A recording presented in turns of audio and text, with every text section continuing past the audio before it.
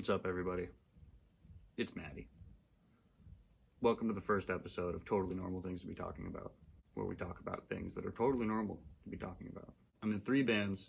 I've been playing gigs since 2016, and I'm very active in playing music, so I kind of gotten it down to make everything go really smoothly and work good for everybody throughout the night, and everybody has a way better time when things aren't chaotic and hectic.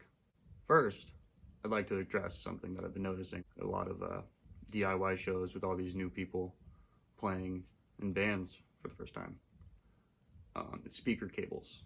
I've used my stuff as backline a few times, and it's cool. Everybody's got to learn, but you have to use a speaker cable if you're using an amp in a cab. The reason for that is because the wires inside of the cable are a lot thicker and can handle a lot more heat than the wires inside of an instrument cable. You can tell the speaker cable, it says speaker cable on it. Instrument cables probably won't say anything on them. It's a good indication that it's an instrument cable. But most speaker cables I've ever seen say speaker cable on them. So what happens when you use an instrument cable instead of a speaker cable is that cable gets really, really hot. And then your amp gets really, really hot. And your speakers get really, really hot. And something goes, something dies in that process, whether it's your output transformer or components inside your amp or your speakers. You don't want that happening, especially if it's not yours. If you don't have a speaker cable with you, if you just have your head, and you don't have a speaker cable, ask somebody who does, because somebody's will have one if they have their cab there. Another thing I'd like to talk about, because it seems to be a little bit of a scary thing, is impedance. These little ohms, everybody calls them. What's the ohms? It's impedance. You can call it ohms, it doesn't matter, it's just words. Impedance is resistance. Okay, so the coil of the speaker creates resistance depending on how many wraps around the coil it has. So it needs to match what the amp's pushing out to push back so it doesn't push too hard.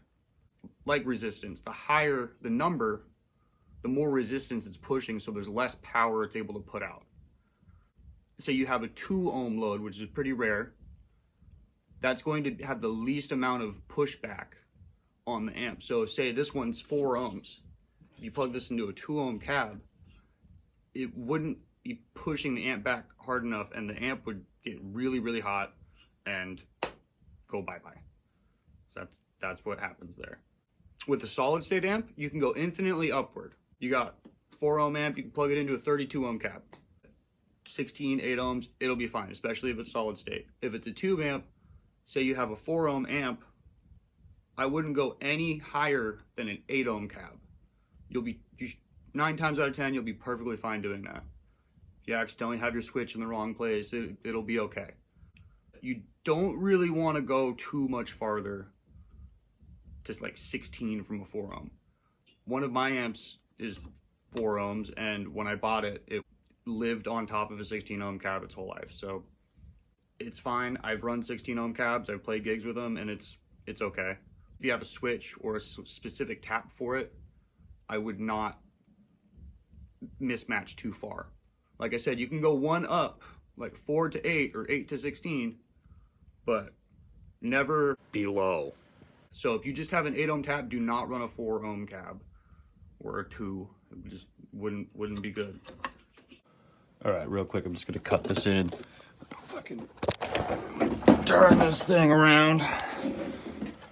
All right, a lot of these old PV stuff from like the 80s and 70s. So see, this is a full tube amp, right? Then it doesn't have like a 4, 8, or 16 tap or like a switch or anything. It's just 4 ohm minimum. And like, we have a Marshall in here sometimes, or like this Black Star right here. It has a knob or a switch to select the impedance. For those, I feel like it's a lower tolerance that it can handle, which is why they need to be specifically selected. But everybody knows PV, they're built to last. do whatever. So they just have a 4 ohm minimum.